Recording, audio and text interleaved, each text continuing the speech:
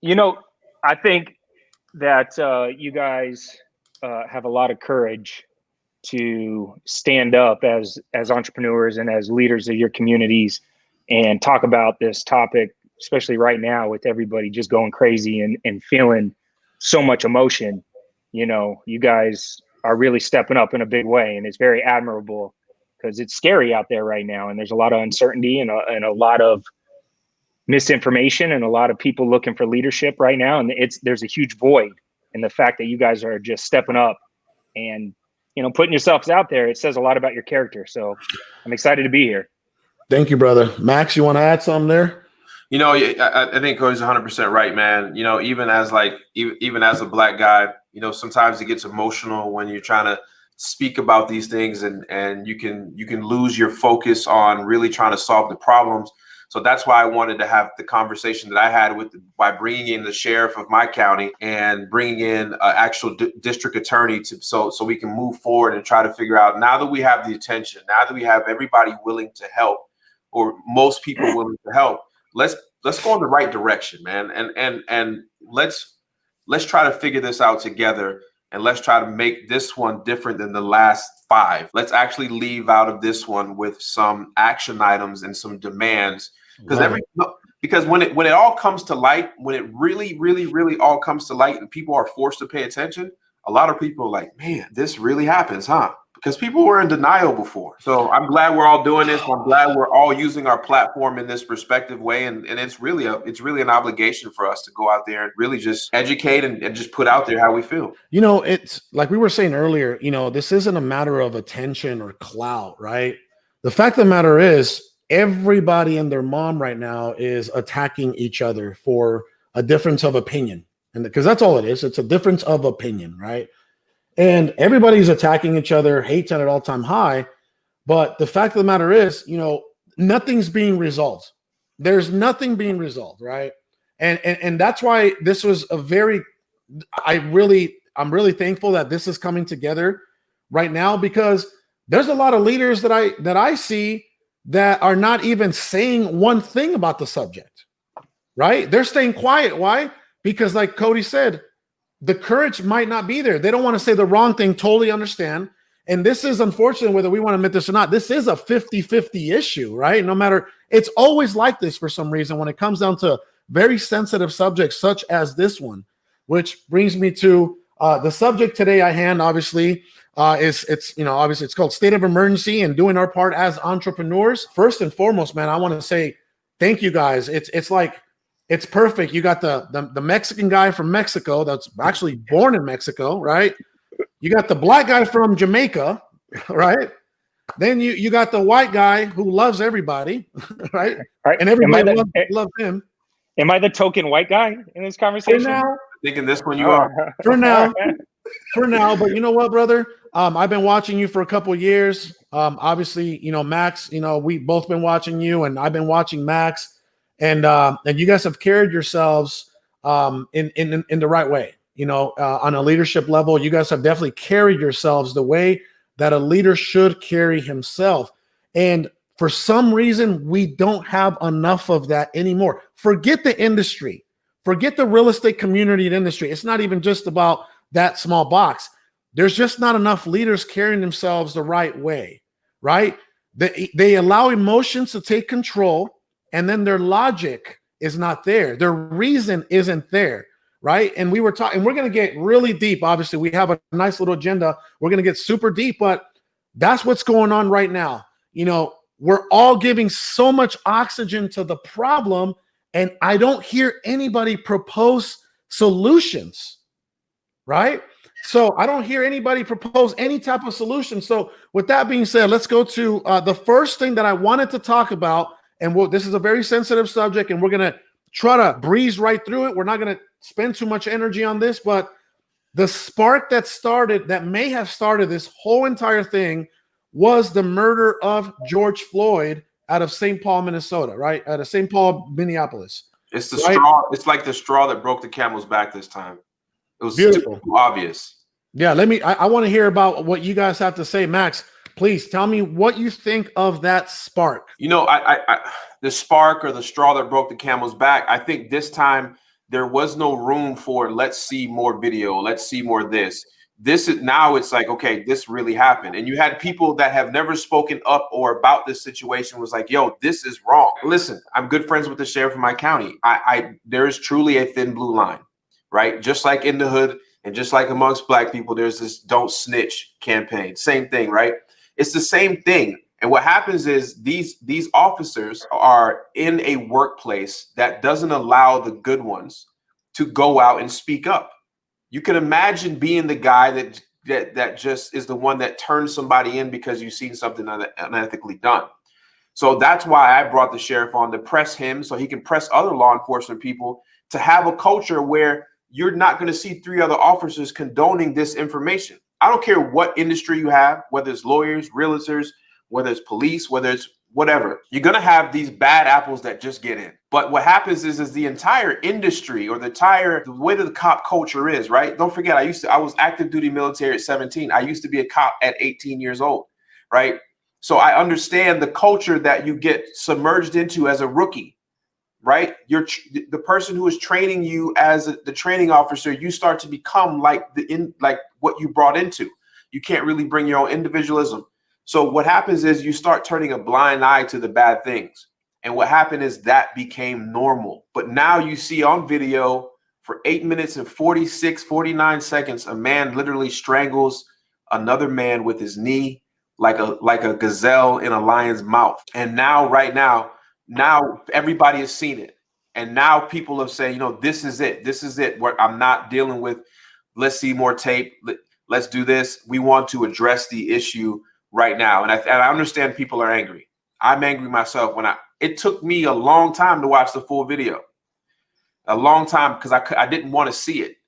And when I finally watched that I just got me even more angrier than I was before. But I think now that we're angry, and now that other people that are not black, you got white people that are angry. I mean, we had a peaceful protest in our city. We're the 4th largest county in North Carolina. This is the only county that did no looting, no violence. You had white people that were in the community say, this is our turn. It's our turn to help our black friends, our black neighbors to get through this. Because what happens is when other people speak up on behalf of the other people, it now becomes real. You have more people. So now that we have all the attention we need leaders to put together a list of demands so we can actually go out there and educately ask for these things to be changed. Your perspective from what you saw when that whole thing went down with the murder of George Floyd. What we witnessed was a slow motion murder. And when you hear the video of the people pleading for that man to let him go, and you already have him handcuffed, and you already took care of it, like there's no threat. And for minutes, people pleading, begging, and scared, because your first thought is like, why don't they run and push the guy off him? It's like, they'll get killed too. There's no excuse for human beings to ever treat somebody that way, let alone a white cop, somebody that you should trust, take advantage of that trust and abuse another person in that manner. It is the most evil form of racism that you can possibly do. And it's not like to me, it's not like a guy in a white KKK outfit that you can clearly identify and that motherfucker's racist. And by the way, sorry guys, I'm going to cuss on this because I'm talking like I'm just my friends. Like when I see something like that, it's just the purest form of evil, and it makes you so angry. And I think this is why, for the first time, I think really a lot of white people have kind of pivoted and went, how is this still happening? Why is this happening? How is this so far out of control? And the pain is really being felt for the first time. I mean, like real pain. And we can see the pain in this explosion of this reaction.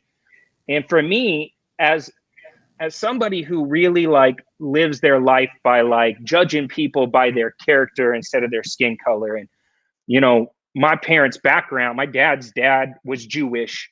Sperber is a Jewish last name. I could have the only reason I'm not full blown Jewish is because my dad's dad married a non-Jewish lady, and it went like this. And so I grew up in an area where, believe it or not, I was technically a minority. All my friends were Latino, like all of them, in Mesa, Arizona. I went to a school where there was like 10 white kids and that was it. It's like, I have a lot of friends that are people of color, and to see that going on right now and to feel their pain, I understand why they're just lashing out. I understand why they're just going crazy. I don't think they're channeling it in the right way. And I think we should talk about, which we will, how to move forward as a community. But even the people rioting right now are in pain, and you can feel it. And unfortunately, they're living with this pain. And it's the first time for me personally, and this is why I wanted to have this discussion, where I am really in the moment trying to ask, why is this happening right now? And what are we going to do about this moment? How am I going to grow? How do I talk to my kids? You know, how do I address my team at work? I employ 70 team members. A lot of them are people of color. And I want them to see leadership coming from the top. And I'm heavily involved in my community. It's like, how can I do more? There's no excuse, though. Being this angry, it seems to be the new norm. We have a lack of leadership all the way at the top. It's not going to get better unless we take ownership of what's going on and make a massive change in the way that we're treating people. Let me just say this. You know, when I saw, it took me a while, Max, also to take a look at that video, right?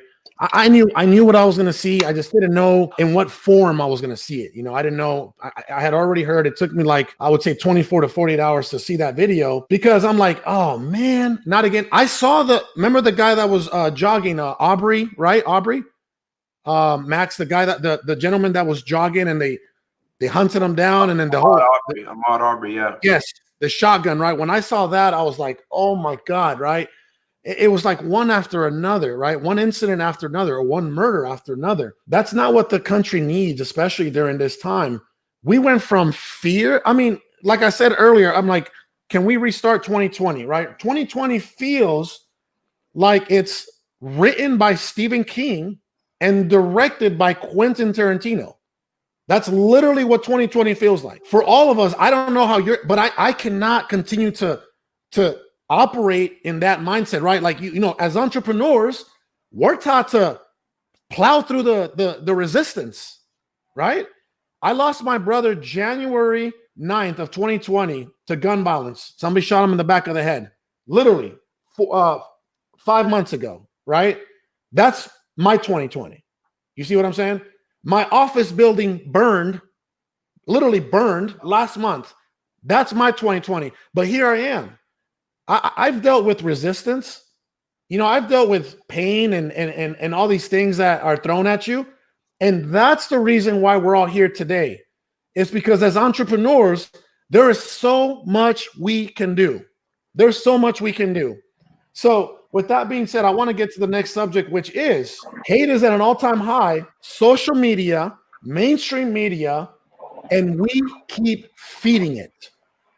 Hate is at an all-time high. You see hate coming from every single side, every single race, and we keep feeding the hate. People are literally going to social media every single day like a hammer looking for a nail. Who am I going to argue with today? What do you guys have to say about what you've seen on social media? Bro, I saw, me and Max had this conversation, Cody, before I even get to what I saw on your page, right? Me and Max were like, Max, we're kind of damned if we don't, and we're damned if we do. And then I saw Cody posting positive things on, and they're like, oh my God, look at you, right? Like, he's like, what the hell? Like, I'm damned. So Cody, what do you guys have to say about that, Max? You're damned if you don't, you're damned if you do. Hate is at an all-time high. What do we do? You know, even I got flack for, I guess, the way I did what I did with the community. You know, it doesn't matter, but, you know, I guess all three of us got to a certain success level, and I think we're kind of immune to certain shit. I know Cody's probably well immune to what people say about him, and he probably don't even read it. But, you know I every now and then glance and look at what people say about me. And like you said, you're damn if you do and you're damn if you don't, but you got to push past that. And I think if you look at the deeper side of why people hate, I'm not angry at them. I'm more concerned about what's wrong with them. And like, because it takes a lot of effort to hate, and it's actually way easier to just be loving and be happy and be thankful. It takes a lot of effort to hate somebody. But I just think a lot of people, the reason why they have this lash out is they're hurt, you know, from all colors, all races, especially African Americans, they're hurt. And when people that are hurt, most people don't know how to display their anger and display their pain. You know, I think that's just part of it. And do I think racism and that type of stuff will ever go away? No, because it's taught. It's a taught action. It's a taught thought. I really do believe that we're at an all-time hate and divide, and that comes from leadership. You know, it just sings from the top. If you live in a hateful house, you're probably going to leave there hateful. If you live in a house that's joyful, you're probably going to leave the house joyful. So, you know, I think it just stems from leadership and just the condition of that this country, aka our house, is in right now. It's just how it's going. Yeah, and for me, Carlos, I look at it like I'm not necessarily talking to the person that has all their shit together. I'm not talking to the person that's already playing the game at a very high level, that's a leader and already and evolving. I am talking to the person that is struggling. I'm talking to the person that's in pain. I'm talking to the person that is looking for a path. And so for me, I look at social media. It is my job to use this platform responsibly and to talk to those people and to show them how to conduct yourself, how to create not just financial intelligence, but just intelligence, and how to build that character and how to create success habits. And so, and I've told you before, like there is a toxic side of social media. And for me personally, it was more habitual. It wasn't that there was toxic people on social media. It was that I was being addicted to social media, which is why I pulled away. But I actually lean in when I see people kind of like chirping at me or trolling or whatever you want to call it.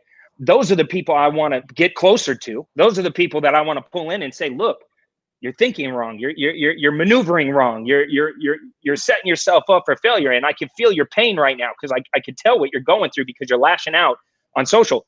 I don't do that, Max. I've never seen Max one time on social trolling. Right, Carlos? You're not going to spend your time chirping on people, Carlos. Like it's because you're on a different wavelength. You're going places, and for me, I like that. I like that it's now this connected tool that I can connect with people that never before would I have had the ability to reach out to and influence. This is the living epitome. You got a white guy, a black guy, and a Mexican guy right here because of social media. That's it. And every day when I wake up, I honestly, I don't know what my message is going to be that day. I'm not pre-planning. I'm not overthinking. I'm just like trying to like be in the moment, get present, and like download that message. And I believe that I am like a vessel to get that through because and it's not about like, oh, I got to get 20,000 likes on this post or I'm going to feel insignificant. I'm like, man, there's one person out there that's going to get this today and radically shift their mindset. So, and I know you guys feel the same way. So social is a blessing to me. Obama was the first president ever to have to deal with social. His second year, he started to master it. Trump came in and he's using it as a tool. And I think it's great that he's using it as a tool to bypass news and get his message out. I think he's a tool for using it the way he's using it.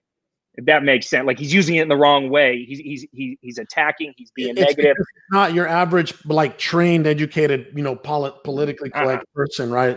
I can't imagine what he's going through. I don't know what information he has that I don't have or how he's processing or who his team is around him that's feeding him what it is, or if it's just in his nature. You're talking to a conservative white guy that's a Republican. And I feel for the first time saddened and disgusted by our leadership and going, man, you missed the greatest moment in human history to set yourself up forever to be a uniter. He could have secured the presidency in a moment by just stepping up and saying, pulling everybody together. The Rock did something amazing today. He put out this post. If you haven't watched it, go to The Rock's page and watch it. I'm like, Rock, can you be the president, please? Can we just get The Rock up here real quick? And just solid leadership. Yeah, and that's what he's talking about. He's like, man, we need unity. We're sad. We're hurt. We're frustrated. We're looking for an outlet. And you're saying, let's attack dogs on them and doing photo. Like, get your shit together and pull people together. Cause like you have a moment when there's this chaos and this toxic uncertainty, you can become the greatest in history overnight by pulling everybody together and sending the right messaging. It's just, it's sad. It's not happening. You know, I think sometimes Cody's 100% right, man. When we look at some people and they're lashing out, you know, the first knee-jerk reaction is to lash back. And then really you start to pull back and be like, man, what is wrong with that person? And you gotta look and you gotta think, well, maybe this is like Sarah in the room cutting herself because she don't know how to express herself, right? I mean, that's kind of how I see it. So you gotta, people are hurt, and I don't know if it's just all the way. And I'll be honest, I'm not qualified to be even speaking about this stuff. I just feel like I have the platform, and if I can encourage somebody else with a bigger platform to just forget about what the repercussions are and just think about the upside, maybe I can do that. We're here, Carlos and Max, because we chose real estate as a path for financial freedom, right? Absolutely. And as you went along your journey, you started making more money. You started treating money differently. You started treating things differently because you understand how hard it is to create and earn and build. And then now you have a team, and all of a sudden your responsibilities change. And as a leader, you just start to evolve. Mm-hmm. And there's a lot, and I think really, like, we're talking about race and injustice and police brutality, but there's an underlying thing that the three of us have, and the reason we're able to maneuver through this and we're going to be okay is because we have that solid financial foundation through real estate. And there's a lot of people that follow us that want to get into real estate, and they've been scared for a long time to get into this business. Now is the time to wake up and realize, like, man, if I take control of my house and my finances and my family, even as the world is chaotic or whoever gets elected or whatever's going on, I at least know that I can be safe here on some level, and I could do more. And I promise you, anybody watching this, like, I'm cutting checks right now. I'm speaking. This is how I'm taking action. I'm cutting checks. I'm supporting Black businesses, voting, looking for charities that I could get involved in to cut checks and say, look, let's make a change. Let's get the messaging out there stronger. Let's support, people of color and education, through education, and get people educated and go upstream. And I think there's a lot of people on here watching this that, man, as they crack the code in real estate and start making more money, they're going to be able to cut more checks and make some more change. So let's talk about, and we're gonna talk about the changes that we would like to see, right? And we're gonna talk about, like Max and I were discussing this earlier. We said, hey, we know that we can't attack every single angle at the same time. It has to start with one, right? What's the number one priority that we want to go after? But before we even get to that, let's talk about what we're seeing. And let's be 100%. There's a lot of keyboard and Facebook social activists. There's a lot of keyboard and social activists. I am going to give you a full disclaimer right now. I am not an active activist.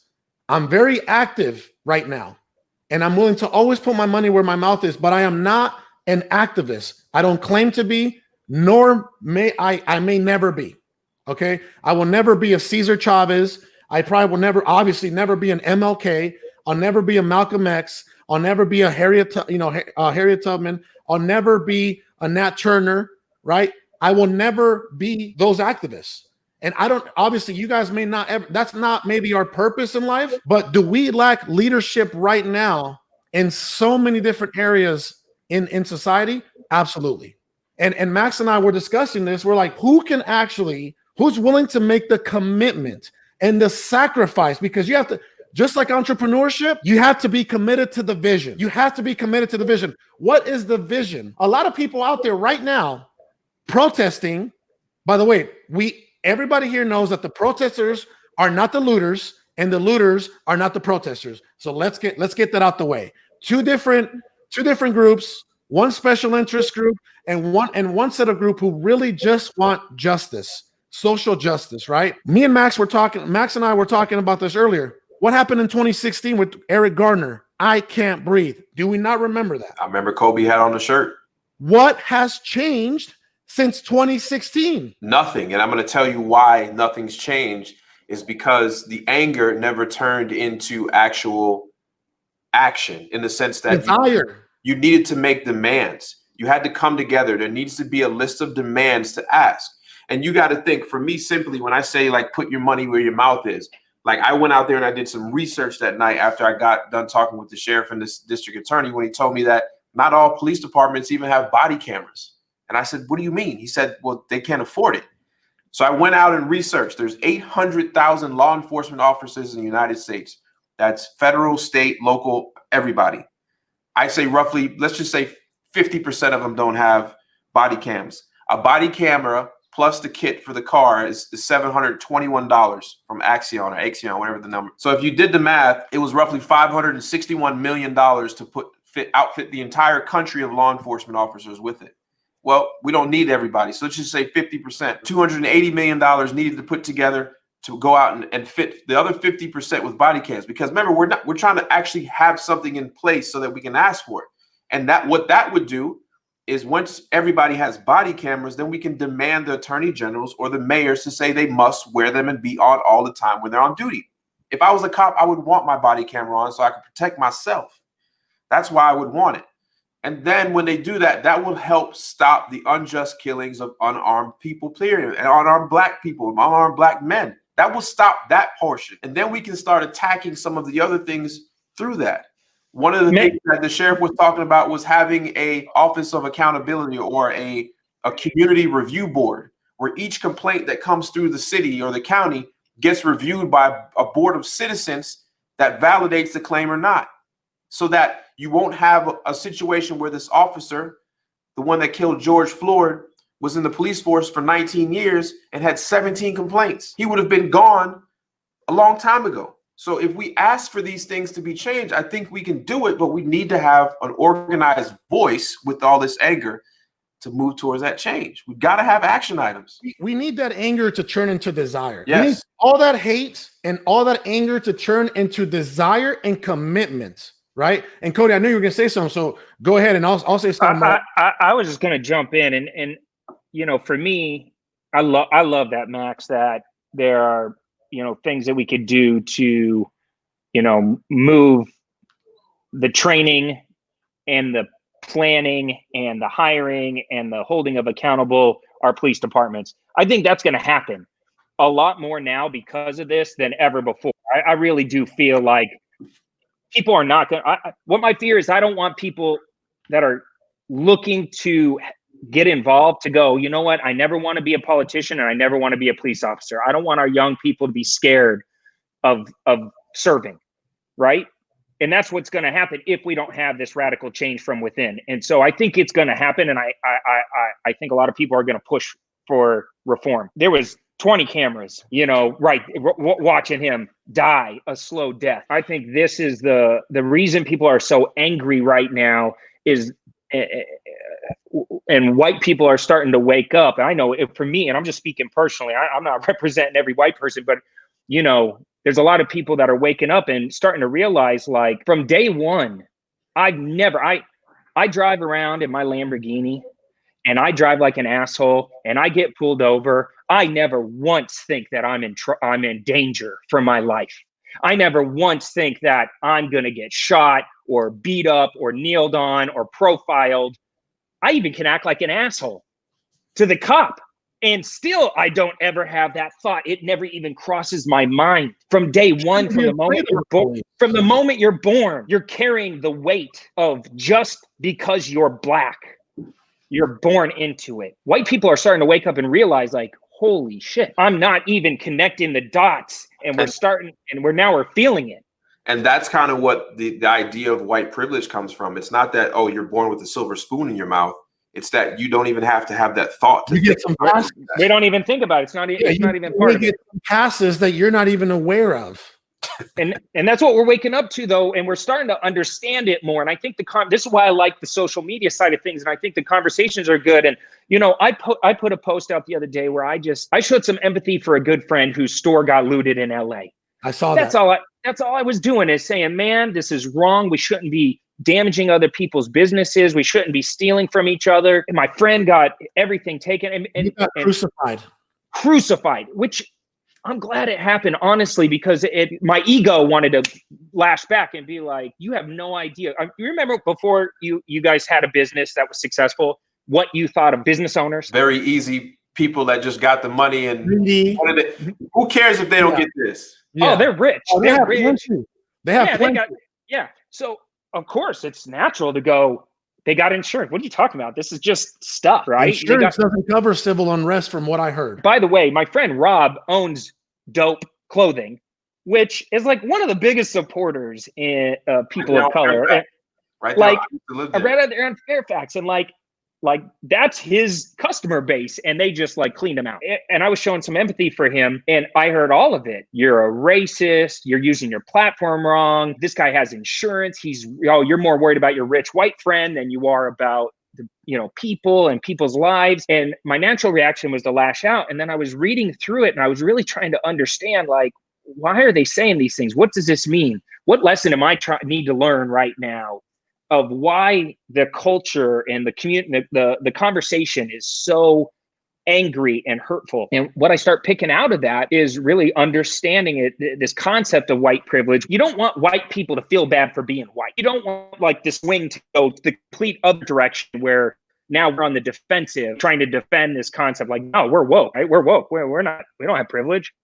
But at the same time, I think a lot of people are starting to understand, like, the heavy burden and weight African Americans have had since day one has given all of us a massive head start. And the fact that we're just now in 2020 addressing this is ridiculous. And it's time for a change. And it's gotta be because we're all going to unify right now, and we're going to change the we're done with story. it.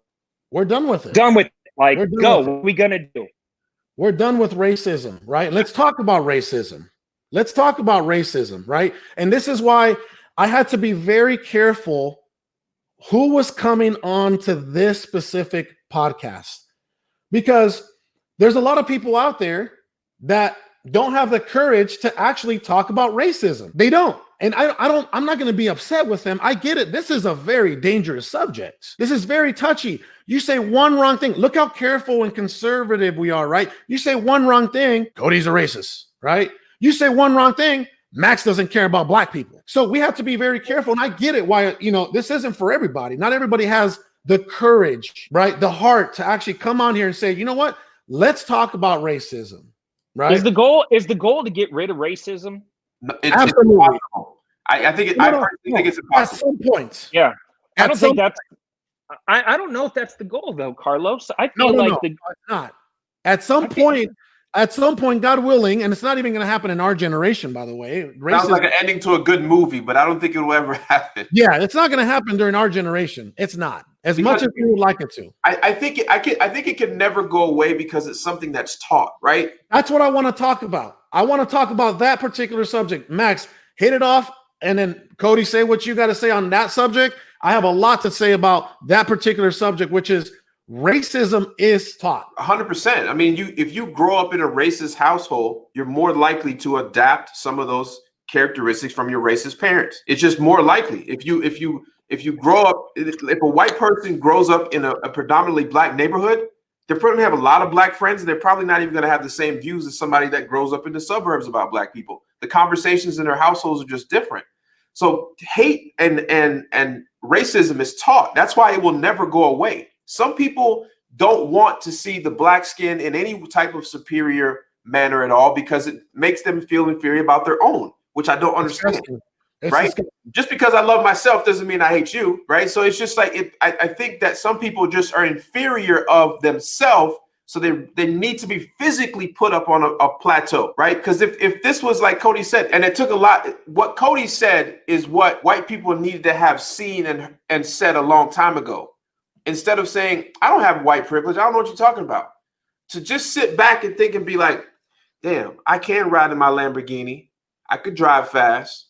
I could maybe even talk shit to the cop. I'm probably not even thinking about if I can get pulled out of my car or not. It's not even a thought, because you know why? This cop knows I live in that gated neighborhood, and I may know the police chief, and I may know the congressman, that if he pulls me out of the car, I'm more likely to get his ass fired than the guy that's driving something else versus an NBA player getting pulled out of a car. It's the same thing. So he realized that. And I think once you realize what you are, what you have just by you're born, you got to understand, like if I was, I don't know, if I was in somewhere that green skin was the most popular thing and that's what everything was, then guess what? I would have an advantage being there. If I came from an island full of beards, then I would have the most advantage on this podcast right now. You get what I'm saying? So I think that what Cody said and Cody recognizes, white people needed to recognize, well, wait, it's not my fault.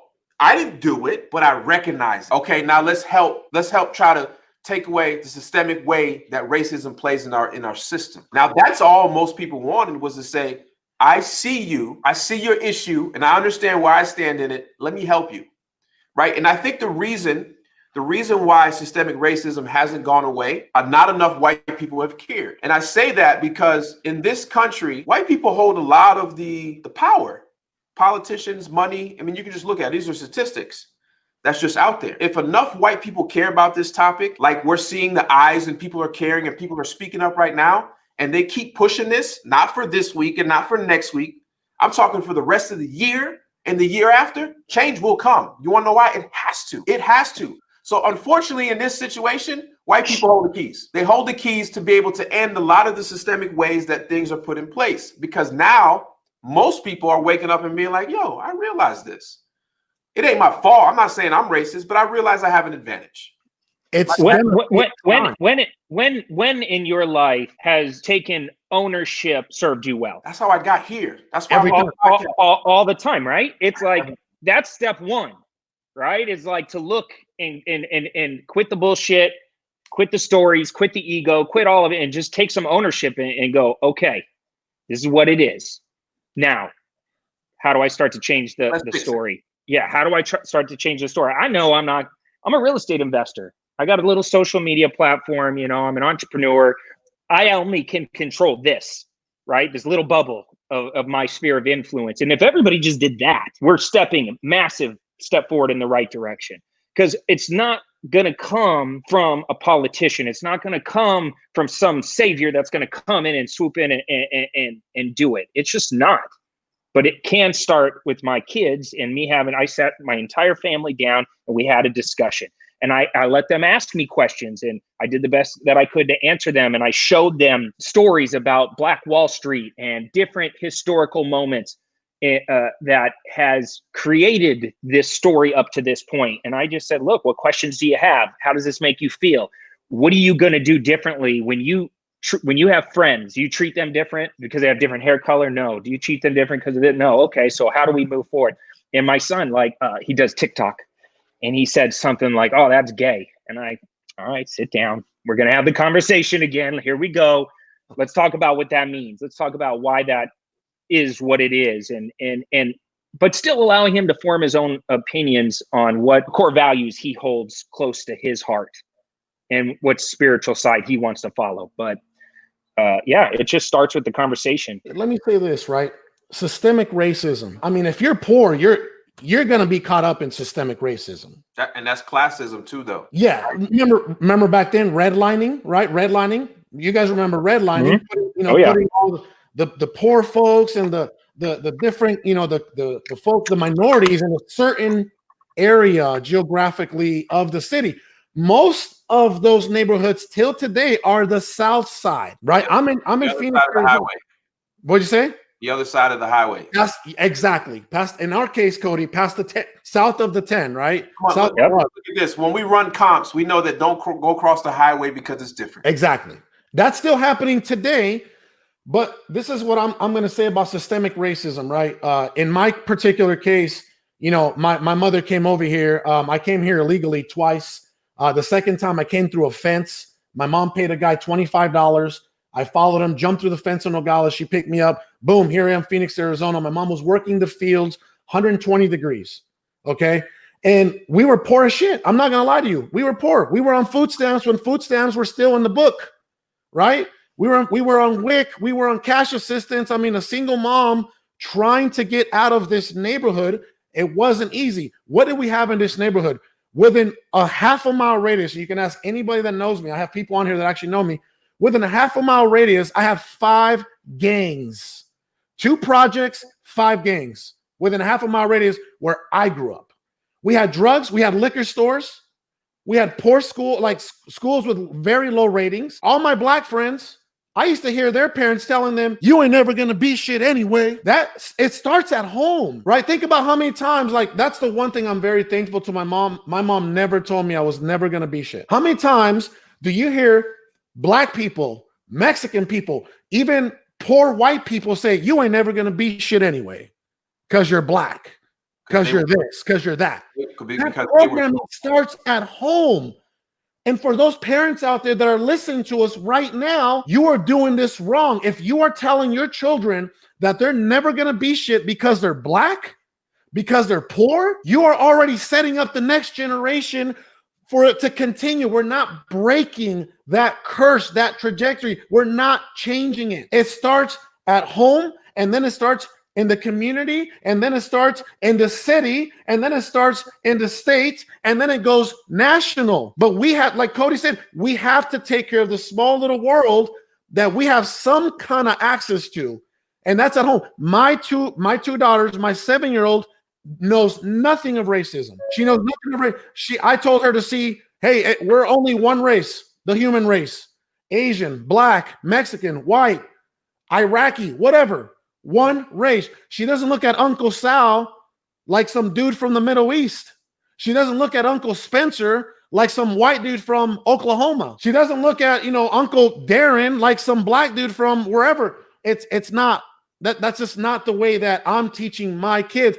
And that's one thing that we have to address immediately in our case, Cody, as parents. Yeah, and I think you're making a good point. I've heard people say that to their kids too, but you also got to remember that they were told the same thing, right? So it just gets passed down. Yeah, you're right. It has to stop. I'm not saying that's an excuse. That's why racism keeps going on to the next generation and the next generation. Guys, you're talking. I mean, 1950s and 60s. Think about Martin Luther King, right? Think about Martin Luther King. 381 days of boycotting the transportation system. Not 7 days. Segregation. They wanted to stop segregation in buses. They hurt people where they could be hurt the most. We don't do any type of organized mobility in that aspect. We don't, we want to sit there and go on Facebook and attack white people and attack black people and maybe go march for an hour or 2 hours after work or 3 hours. We're not doing it for 381 days like Martin Luther King was. We're not doing what Gandhi did when he did what he did in India. We're not doing none of that, but yet we want change. It's going to take sacrifice.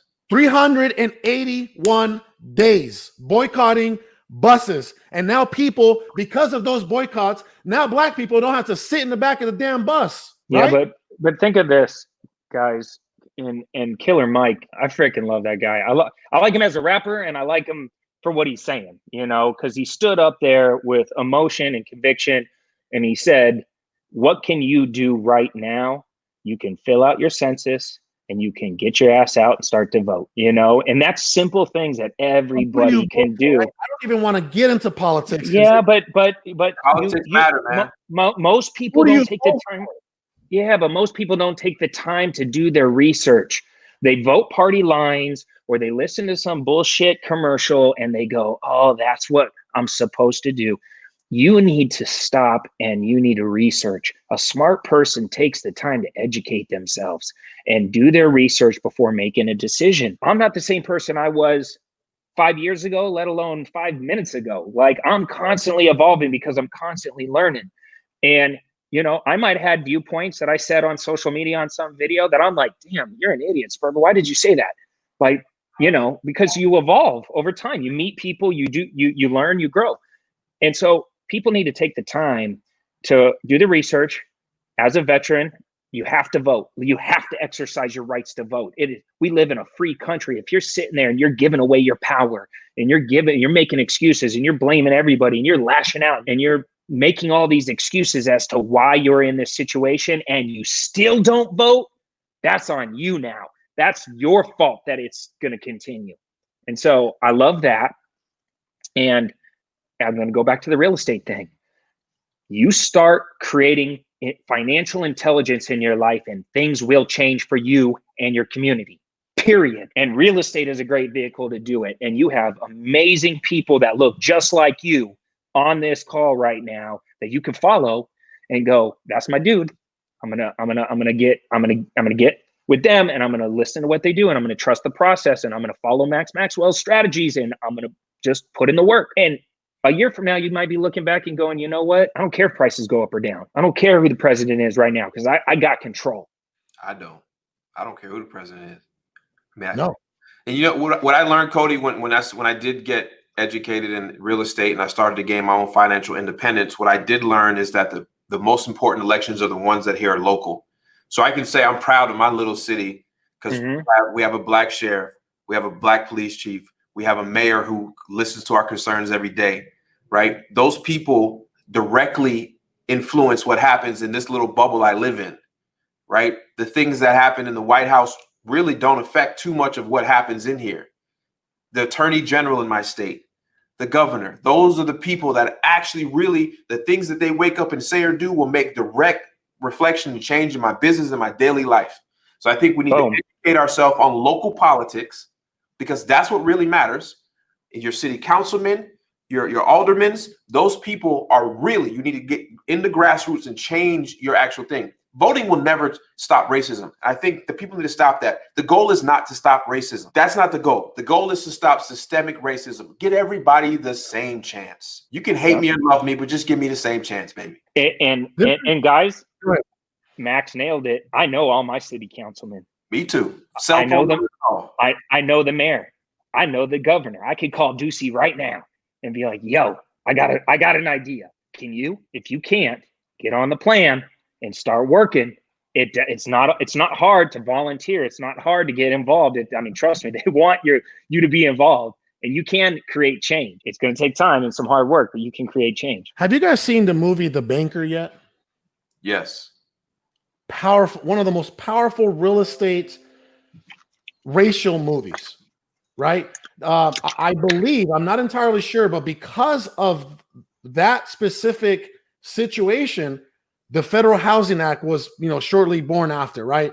We have to understand, you got all these people, and I'm not knocking anybody for the way they choose to protest or when they choose to protest. And by the way, I'll repeat this again. We know that the protesters are not the looters, and we know that the looters are special paid interest groups, and they're not there to protest for social justice. Or just opportunity. I'm making that clear right now, right? That way nobody's like, what? Blah, blah. No, I don't, we're not here for that. Okay. Now, what I do want to say is this. Have we come a long way as a country since the 50s and 60s? Now, keep in mind, there are still people alive from that era. And that is one of the reasons why racism might still exist, because some people from that era might have said something to the people right under that era, and so on and so on. And that's why racism may still exist. So no, we're not going to completely eradicate racism right now. Absolutely not. We're not. But it's going to take time. Like, racism at some point might be eradicated, but time just hasn't caught up yet. We may not see it. Our children may not see it, but I will tell you what I do see.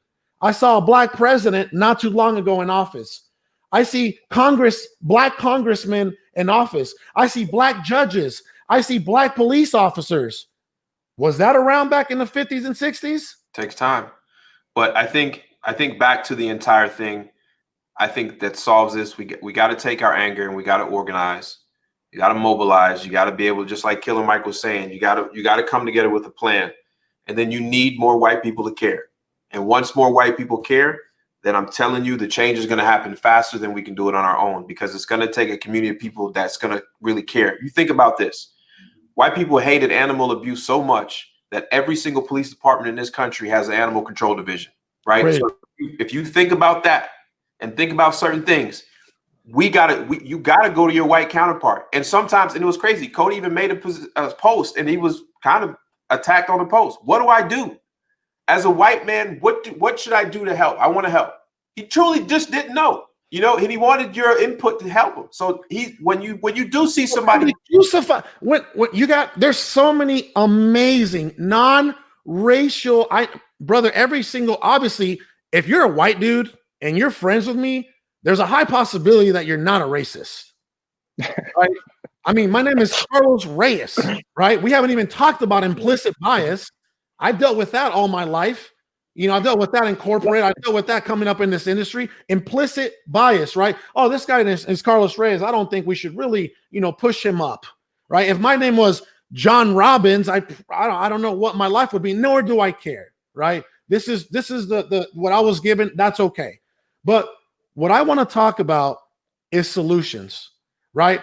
I posted something the other day, and I know you guys have a lot of potential solutions in mind. Now, some of the solutions that I posted, and I know that we cannot go after all solutions at the same time. Impossible. It's not going to happen, right?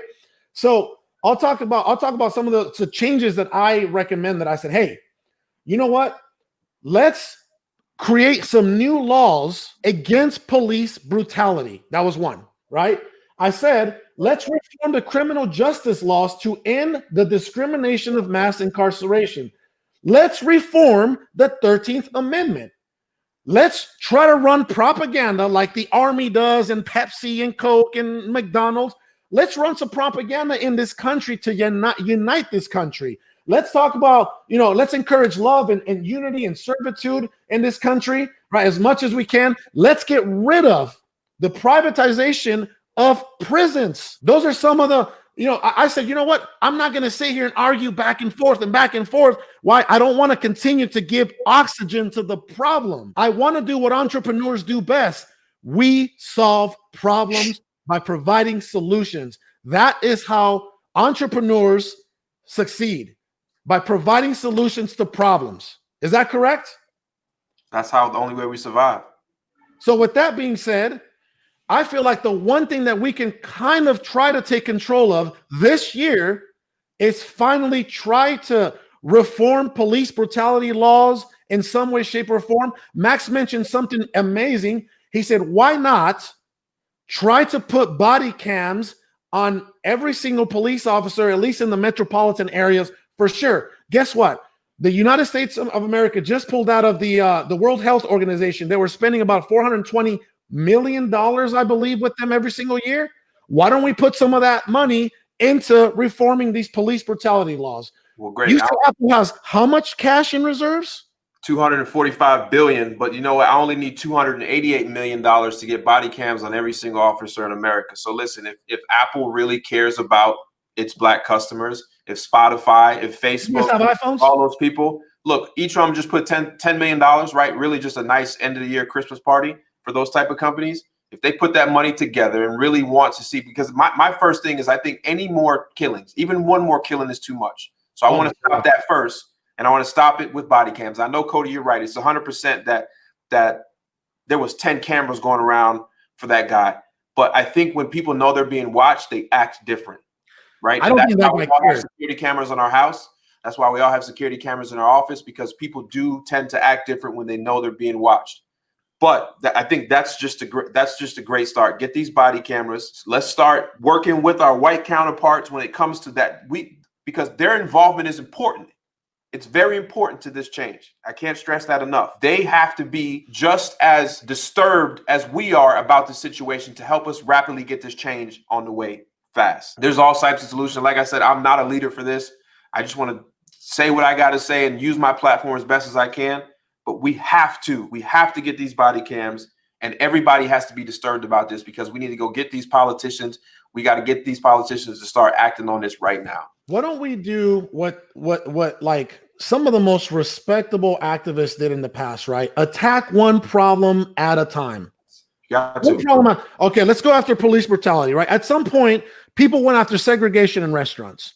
Then they went after segregation in buses, and then they went after, segregation and systemic racism when it came to mortgage lending and all that, right? And schools and etc. So why don't we try to go unite behind one message, which is, hey, maybe we should look into police brutality right now, make some changes that will alleviate some of the issue. Yeah, but think of this. I don't know if, and I'm going to tread lightly with this conversation, because I want to just listen to my whole story arc and let me loop it back in. I don't know if we have a systemic nationwide problem with white cops killing Black people. That was the explosion that set it off. The problem is really racism at its core and financial pain.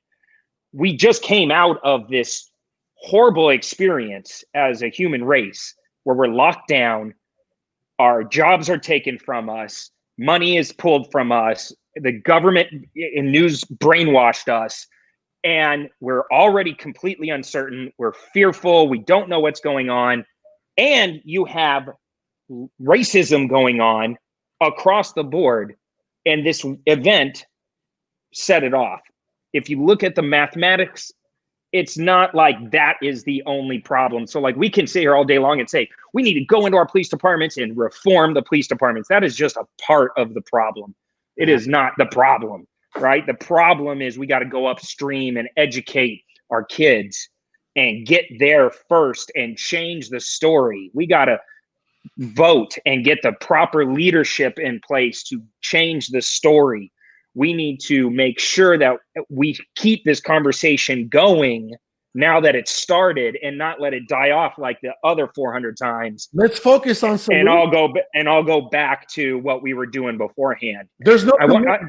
I'm just treading lightly on that because I know there is a problem. It is just not so. It's not like police brutality. Like I look at it like the facts matter. No matter if you get sworn in to serve, whether it's a black cop killing a white person, a black cop killing a black person, a white cop killing a Pacific Islander, like none of that is acceptable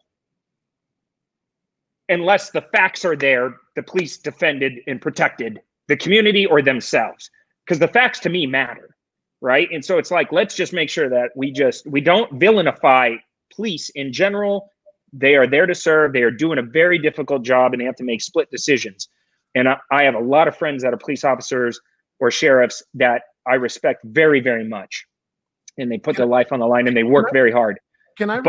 Okay, sorry, go ahead. I was just going to say, so the reform, the education, all that is yes, let's do it. And let's do it now.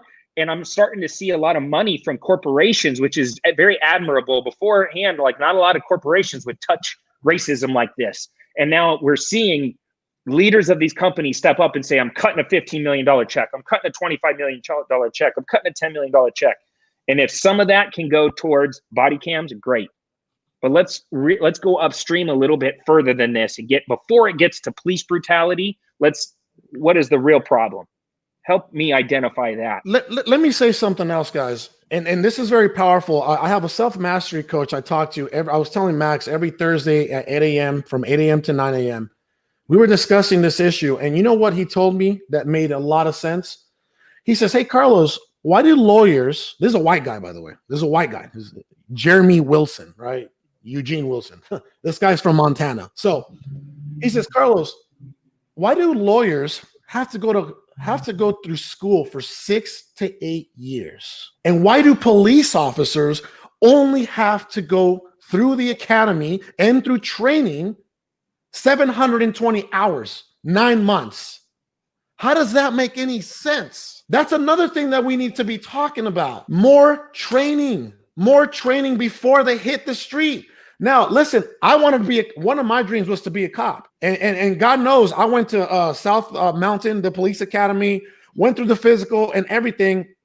And I'll be honest with you, my family was like, they're not paying you enough to risk your life. So I have nothing but respect in that sense, right? And we need law and order. Absolutely. Are you kidding me? I come from a place where there is no law and order. Mexico has no law and order. I'm telling you, Cody, you know this. Every time you're down there, somebody pulls you over. You can get away with it by just giving up a little bit of cash, right? Those are just the facts. But more training. Okay, see, we're coming up with possible solution. More police training.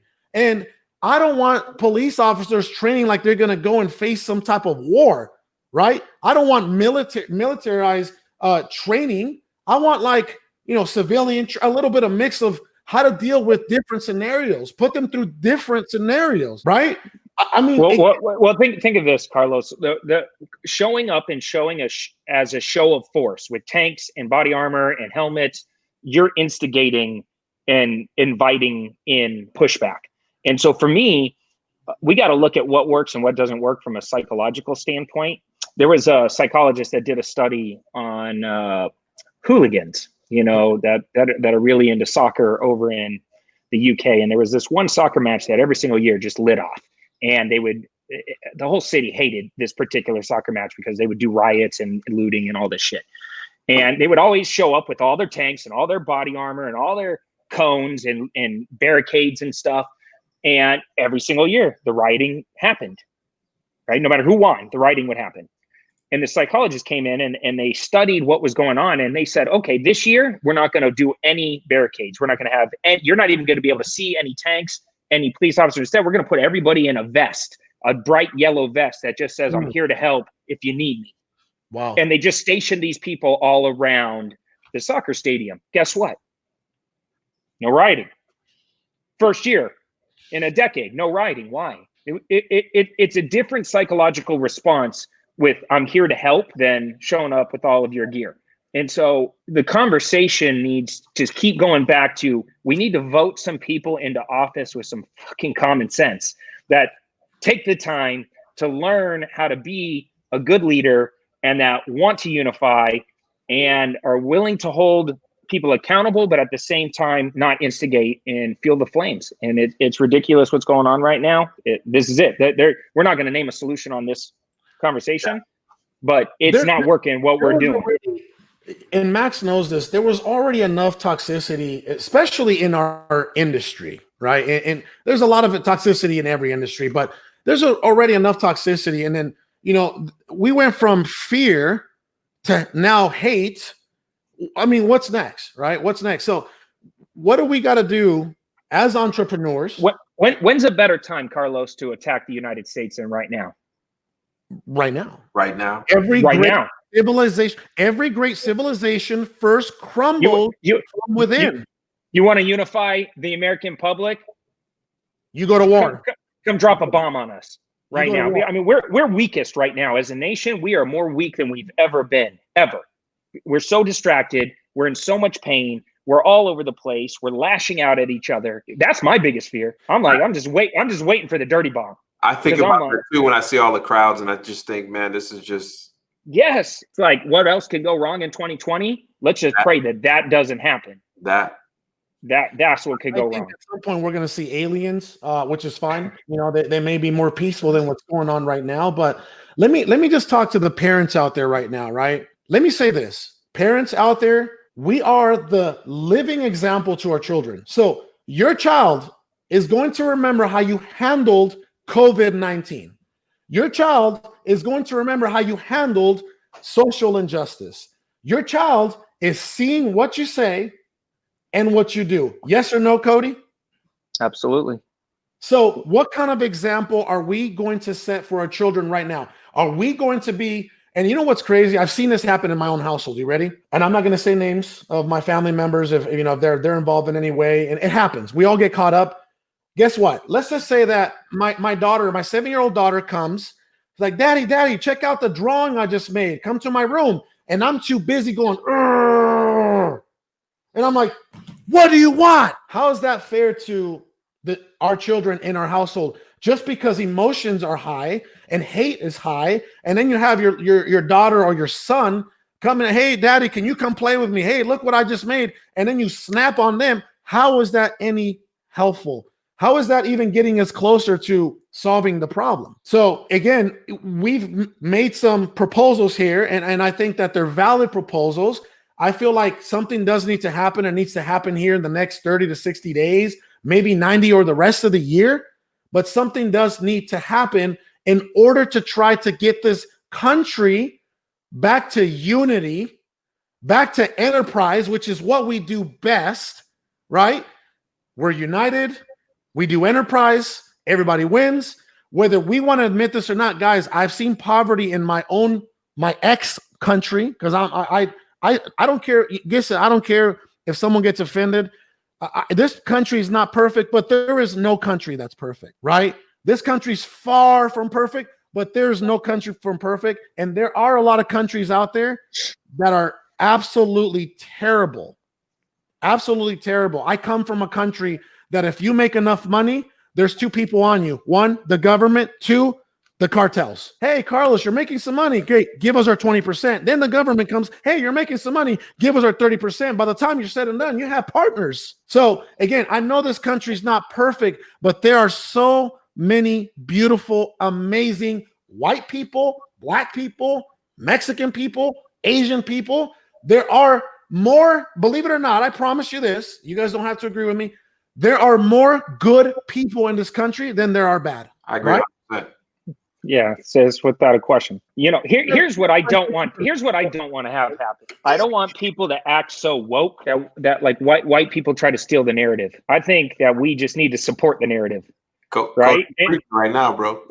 Yeah. You know, I don't want it to be like we went from blatant racism to condescending racism, right? And what I mean by that is like we don't need all these white people running around acting like, you know, we woke up one day and we get it and we feel you and we're, you know, it's like, no, just support, man. Just like show up every single day, say, how can I help?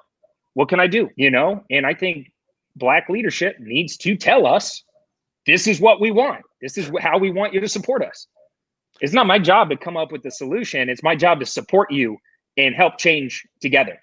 And don't crucify, like Max said, don't crucify white folks who love you, us as minorities, and are trying to genuinely help us. You're going to push that person away. You're going to push that help away, right? Like, you don't want to do that. So Max, before we take on, you know, about 3 to 5 minutes worth of questions, anything else that you guys would like to add to the subject at hand? No, man, I just want to push my points. And the reason why I talk about body cams is because if I could just stop one police killing, unjust police killing, then that's why that's important to me. So I'm taking my time and effort for the rest of the year to learn how to organize to be able to make this a real action. And then I really believe that we need to have our white friends, our white counterparts, to really be just as disturbed as we are as Black people about the situations that's going on. And I think once that happens, then they can help us push the change, because it's not just going to happen by ourselves. They help us push the change. Like Cody said, he wants to know what he needs to do to help. And I think once they get angry enough as we are and demand a change, it will happen faster than we think. Let me say, by the way, there's a Hispanic person, Luna, Cody said, you can come to my carne asada this weekend. And Desmond Taylor, a Black gentleman, said, you are definitely invited to the barbecue. That's amazing. So that's what we love. That's why we're here, right? That's why we're here. So with that being said, can you bring Jashawn, if you can bring, you know, we're going to take 3 to 5 minutes before we close this out. I know Elijah's on here, so you want to bring Elijah up real quick? This guy's a Black Jewish person. I'm sure he has a few things to say about racism and what's going on. Before we get out of hand with the questions, man, Cody, I just want to say, man, I do have all new respect for you, just to be able to realize. I mean, we never met, but I have a big respect for you now for you to be able to realize just what, like, be self-aware, for you to come on this platform and be the token white guy today, be able to like, you know, to be able to realize that there is change needed. And, you know, some of the stuff you said was just spot on, man. So thank you. Look, it didn't.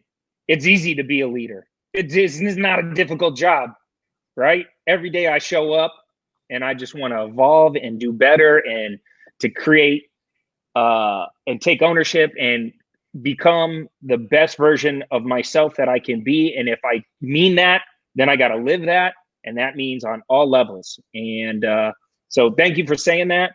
And, you know, I'm sure we're going to do some big things, Max. Absolutely, sir. Yes, sir. There's definitely a reason why I talk to this man as often as I can, right? This guy, he's been through the ringer. He has a lot of experience.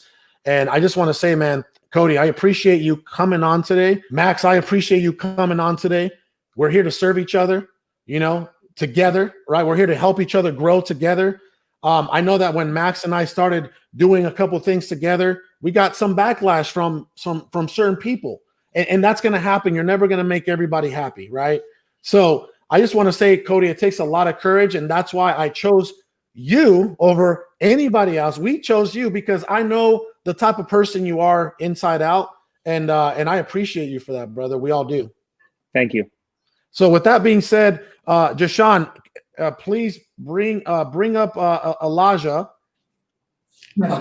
Oh, you're gonna get him on the close Olympics, Max? I just said, yo, I didn't say anything. I didn't know you can hear me. So no, wow. This is amazing. I mean, you guys can hear me okay? Yes, sir. Wow, I'm telling you, this is amazing.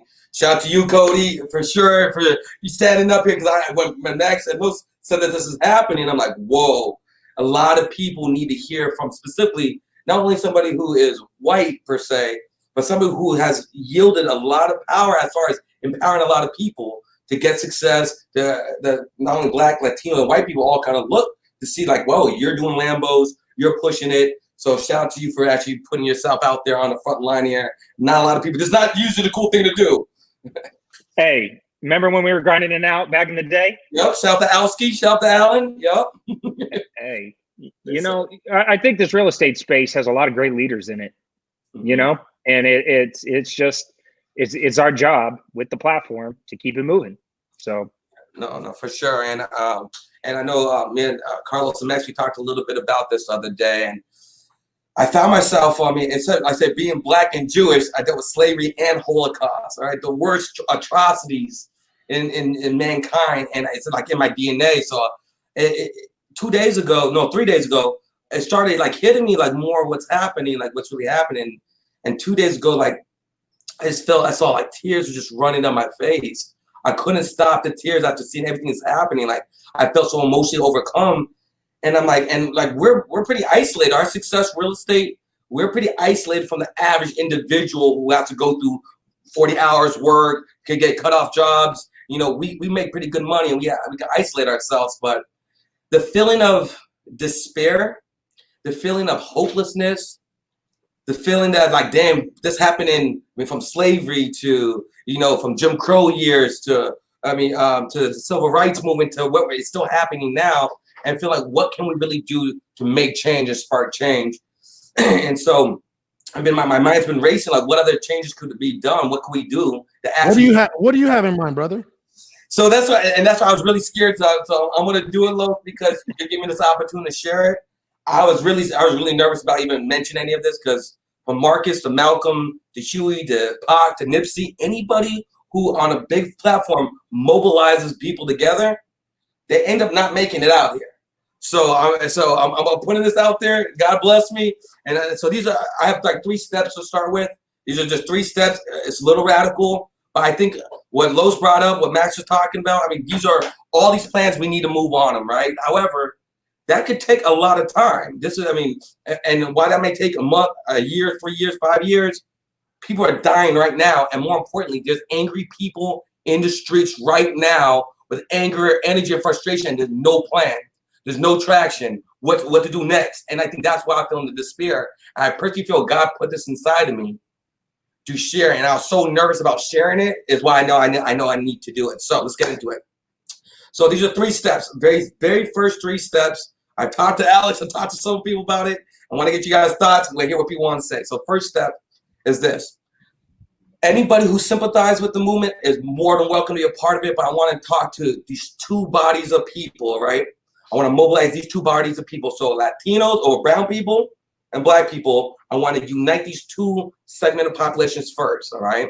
If you're a registered Democrat, if you're a registered Republican, I don't care what you're registered, on a coordinated day. So these are going to be 3 succinct days that we do these steps I'm going to lay out. So on a Tuesday at 2 o'clock, we all register as independent voters. We shift 70 million people, the voting block, from different parties into a new voting block. The powers that be, like you said, Cody, voting is important. No matter what we say is not important, we don't care. It doesn't matter. It does. And that's only, now we're talking the language of the power players. So we shift 70 to 80 million people into an independent body as independent registered voters. What that does, and it's going to force them to listen, because they're going to know those 80 to 70 million people there, they could swing the election. So we're now going to listen to what you guys have to say. We're now going to listen to some of your initiatives. So that's one of the first, easy, free, and you can do it all online. All right. And that's the first thing, like that first part of when you first start wholesaling. What am I supposed to do? I don't know what to do. Go drive for dollars. That's the first thing you're able to do. And now you feel like you're taking command and control of your life. So that's the first step, to give people empowerment to start saying, whoa, I could do something to be a part of something big. Second item, and this is really radical and more controversial. I'm just gonna lay it out there. All right, I'm gonna put it out there. All right. Second part is this. Same demographics I'm talking to, black and brown people first. On Wednesday at 2 o'clock, anybody who can legally do so, we're all going to register and buy a firearm. Every single person. I personally don't carry a gun myself. I personally don't. I know a lot of my people who do. I don't knock anybody who does or you don't. That's your business, your prerogative. However, our right to buy arms, I think, is super imperative as the ultimate deterrent. Because right now, police reform, they have the body cams, they turn it off. If they turn it off, there's no real consequences. There's no real deterrent to them.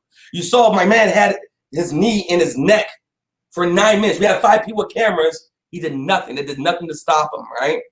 However, I look back at history. The only time we seen a drop in unarmed black men being murdered was during this like late 70s when the Black Panthers was driving around policing the police, policing their own neighborhoods.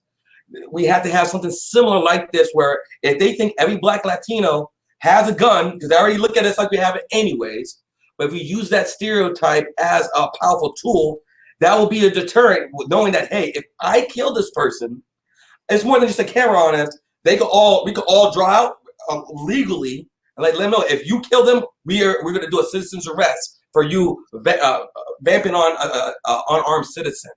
So being able to, because unfortunately, extreme white supremacy only understands 2 things. Only fears one thing and only understand one thing. They only understand brute force, which we learned in the Civil War. We try to talk about it. They weren't having it. We're not giving up our slaves. All right, unless you rip them out of us. So that's what we had to do on that side.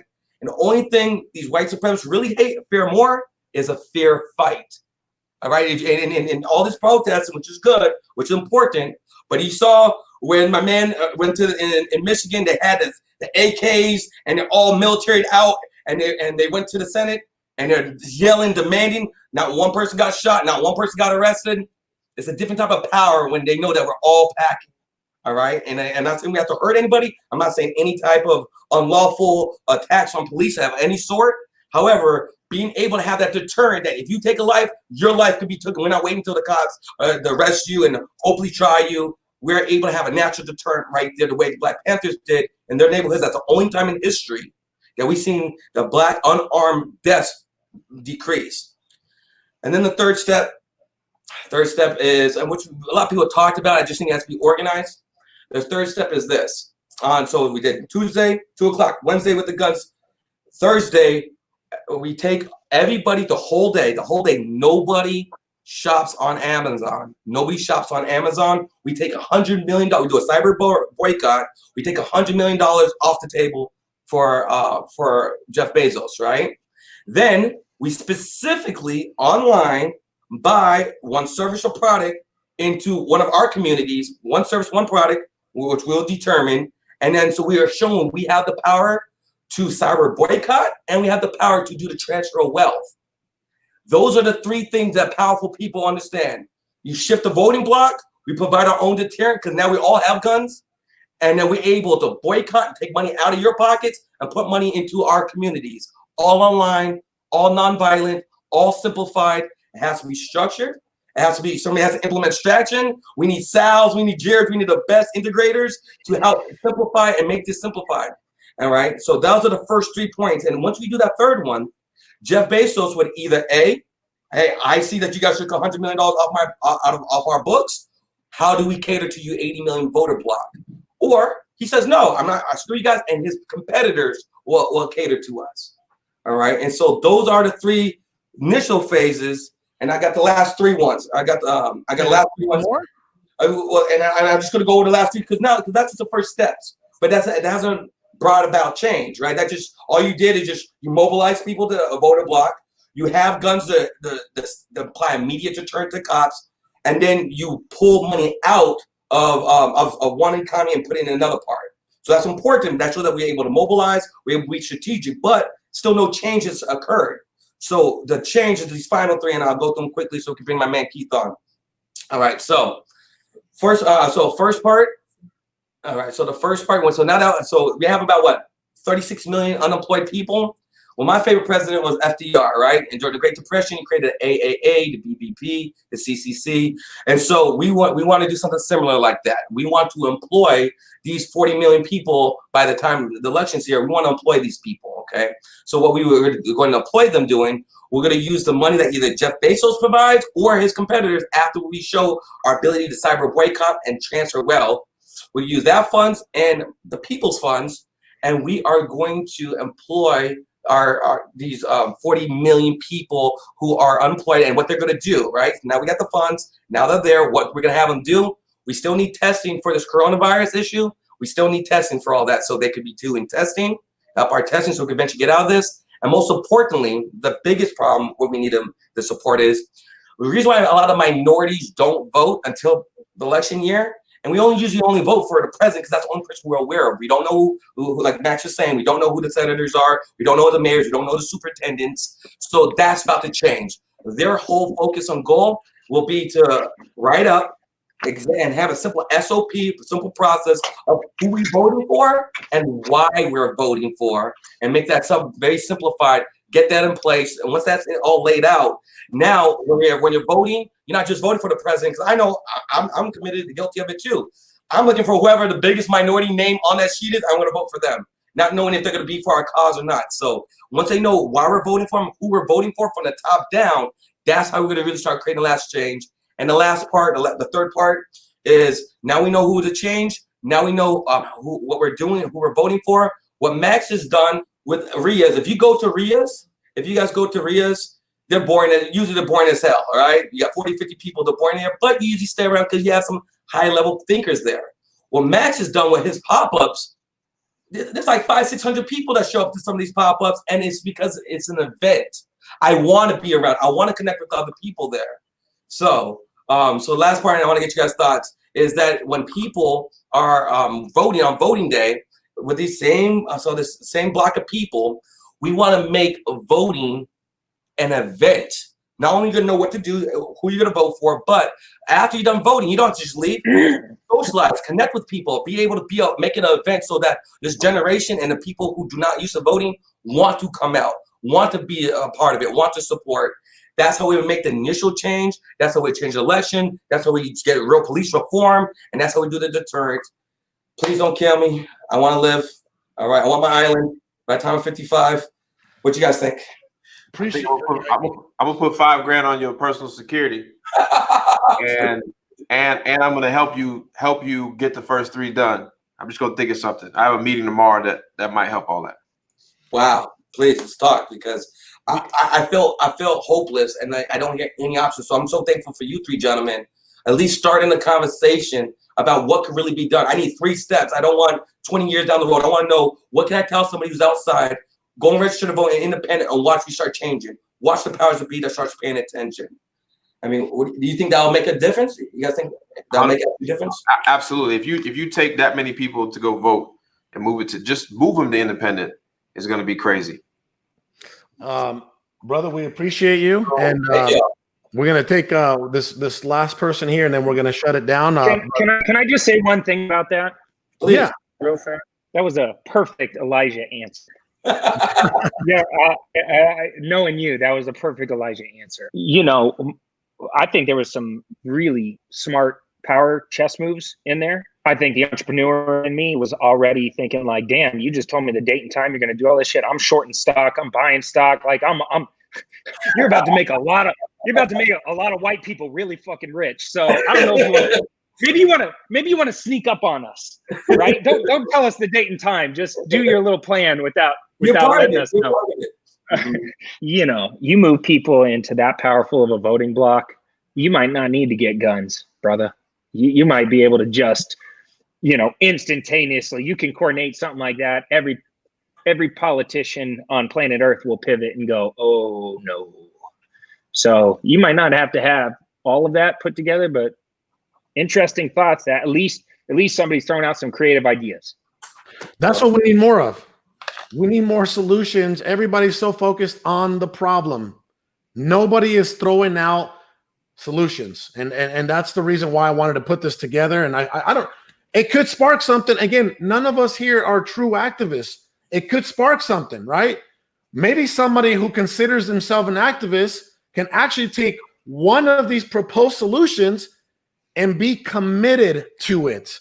We lack commitment as a society. We lack commitment. We lack commitment in just about every aspect of life, unfortunately, right? Somebody has to be committed to the vision. That's the difference between activists back then and activists now. You know, you got all these ball players, no disrespect to the ball players that have a lot of money and are very successful. Hey guys, I stand for justice. I can't breathe. And then what happens? Everybody's angry for 3 weeks. And then what happens? Nothing. Nothing happens.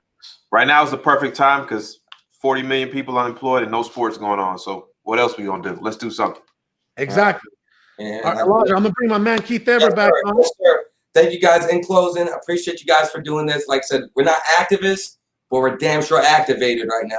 All right. So let's go, y'all. Salute. Appreciate y'all doing it, Kings. All right, my brother. You, Elijah. And Keith is coming on. He's one of my. There you go. What's up, brother? Fellas, how we doing today? What's up, brother? Man, Man, doing pretty good, man. So, man, I feel like all you guys have pretty good points. I actually been kind of brainstorming myself for the last week or so. Like Carlos is saying, you know, what is the solution? I like what Max did yesterday, you know, with the body cams, and I appreciate Cody, man, from just, you know, giving us your perspective, man. It really mean a lot. You know, I'm sure that, you know, a lot of people can resonate with that as well. But one thing I've been brainstorming about is, you know, it goes kind of like this. You know, I'm a guy from the inner city, from the community, and there's just a lot of stuff I honestly didn't know. You know, my parents didn't know. It go way back before my parents' and this, you know, the financial literacy is just so gone in the communities. I feel like one of the number one thing is, you know, why can't, you know, in our inner city schools, why can't we get like courses on financial literacy? Why is that taking so long? Why do people in high school, they can't take, you know, financial literacy 101, then you graduate to 102. So by the time you get out of high school, you know, maybe you know at least what you want to go do instead of go put yourself in debt in college, where it's easier to get a $50,000 loan than when you go to the bank. Like that's you know, I think that's one of the things that I've been thinking about. And also, you know, just like it's college, why can't we start any like financial literacy universities where you got different topics? You may learn about, you know, it may be entrepreneurship and yeah, exactly. Entrepreneurship, sales. That's another class that be in the school. You know, it may be, you know, it's just different things like that. It's like there you go. Exactly. We're building it right now. I'm a part of that, Cody. I'm a part of that thing. That's great, man. That's great, and I'm supporting it 100%. I'm in that academy. Well, I own the academy, so I'm glad you're part of it. And you know what? We got to get you on some calls and have you contribute some more, just because you know, you're nailing it, Keith. You're nailing it. Yeah. We got to go upstream, and we got to nail down the education. I'm actually at Dan's house right now, who's my partner in 100 Mil Academy. And we were just talking, and we called our publicist, and I said, how do I give away $1 million a week worth of education, which is what I want to do. And to me, we're building this giant platform so that way people have a pathway to self-educating in many different verticals. And I'm not here to pitch my thing. I'm just saying there are people out there building online education platforms that have not just real estate, but have marketing and have, you know, the language of business and understanding financial statements and being able to buy, scale, and launch businesses and build culture and sales and marketing and all this stuff. We have over 20 different verticals taught by 9-figure business owners. Yeah. Which means that they've done $100 million in sales or more, which was very ambitious. And I said, hey, can we give away $100 million or $1 million worth of education every single week? Like what? And if you guys have a charity or an organization that can help us get these accounts out to the world, I would love to get a connection, because we're dead serious about it. It doesn't cost us a tremendous amount of money besides the hosting and all the technical stuff. We can turn on a new student like that. And if I can channel that to the right charities or the right groups and get that in the hands of the kids, when you go through and you start to evolve and educate yourself and become enlightened on how money works and how to master the money game, I'm telling you, everything will change. Let me ask Keith. Keith, you live in Birmingham, right? Birmingham, Alabama. Huntsville, Alabama. What are you teaching your little boy about? Yeah. You know, the current issues at hand. How are you communicating? What is he now? 3? He's 4 years old. What are you telling your 4-year-old son about what's going on, and how are you preparing him for his future? I just want to know what that looks like in your household. Well, one thing I've been doing for sure since the coronavirus, I've been working with him, teaching him myself. Another thing is, you know, since he was probably 2 years old, every day wake up, I tell him to look yourself in the mirror and say, I love myself. Tell yourself you're a king. Say you're a strong black man. You know what I mean? Because I can't say that every part of my life that I love myself.